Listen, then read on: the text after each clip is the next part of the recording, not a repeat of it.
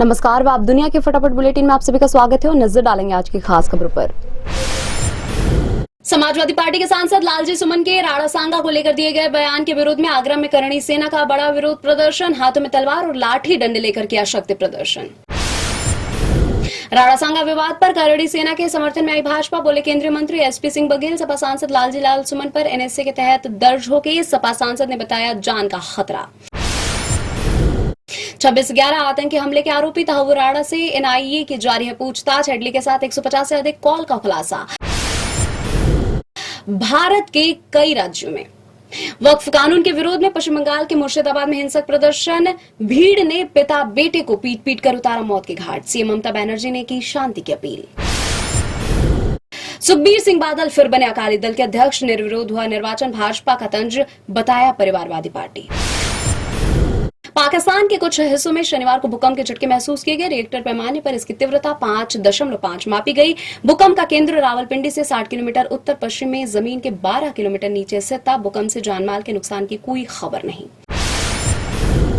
ज्ञानेश कुमार ने कहा, electronic voting machine पूरी तरह सुरक्षित है। भारत में इस्तेमाल की जाने वाली ईवीएम को इंटरनेट, ब्लूटूथ या इंफ्रारेड से नहीं जोड़ा जा सकता, इनसे छेड़छाड़ करना संभव नहीं है। केरल के पलक्कड़ जिले में मिनकारा बांध के पास रेल की पटरियां पार करते समय 13 गायों का एक झुंड ट्रेन की चपेट में आ गया। गायों की मौके पर ही मौत हो गई और उनके शव रेल के पटरियों पर तथा आसपास के इलाकों में बिखरे मिले। कांग्रेस नेता जयराम रमेश का आरोप, देश में लोगों की वास्तविक क्रय शक्ति घटती जा रही है, लेकिन सरकार इस संकट को स्वीकार करने को तैयार नहीं। यदि सरकार इस संकट को स्वीकारती है तो उसे पिछले 11 वर्षों में भारतीय अर्थव्यवस्था को हुए संरचनात्मक नुकसान को स्वीकार करना होगा।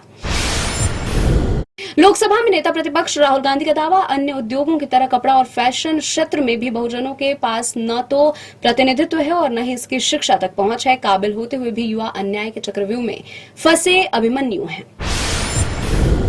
बसपा प्रमुख मायावती वक्फ संशोधन विधेयक पर लोकसभा में हुई चर्चा में नेता प्रतिपक्ष राहुल गांधी की खामोशी से हैरान। उन्होंने कांग्रेस की चुप्पी पर सवाल उठाते हुए कहा, इसे लेकर मुस्लिम समाज में आक्रोश और विपक्षी दलों के गठबंधन इंडिया में बेचैनी स्वाभाविक है।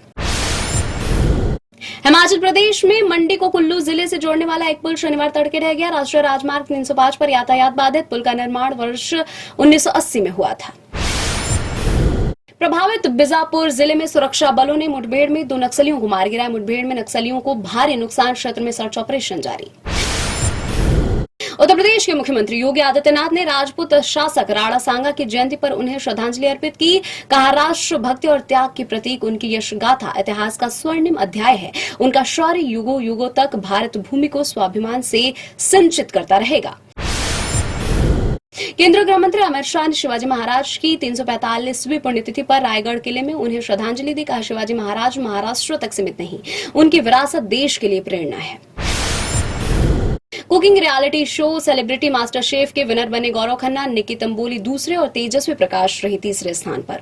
गौरव को ट्रॉफी के साथ मिली 20 लाख रुपए की प्राइज मनी। गौरव खन्ना ने सीरियल अनुपमा में अनुज कपाड़िया का किरदार निभाकर बनाई है जबरदस्त पहचान। नुसरत भरूचा ने फिल्म ड्रीम गर्ल 2 में कास्ट नहीं किए जाने पर की बात। एक्ट्रेस ने कहा, अनन्या पांडे ने रिप्लेस किया तो टूट गया था दिल। दूसरे भाग में एक्ट्रेस के अलावा हर पुराना कलाकार मौजूद था। ड्रीम गर्ल 2 में नुसरत की जगह अनन्या को किया गया था कास्ट। नेशनल हेराल्ड मामले में ईडी की बड़ी कार्रवाई, 661 करोड़ रुपए की अचल संपत्ति पर कब्जे के लिए नोटिस जारी किया। ईडी का धन शोधन का यह मामला एजेल और यंग इंडियन के खिलाफ है। दिल्ली की इलेक्ट्रिक वाहन नीति से 20,000 नौकरियां पैदा होने की उम्मीद। इसके तहत बैटरी संग्रह केंद्र भी स्थापित किए जाएंगे। साथ ही चार्जिंग और बैटरी अदला बदले स्टेशनों का शहर व्यापी नेटवर्क भी स्थापित किया जाएगा।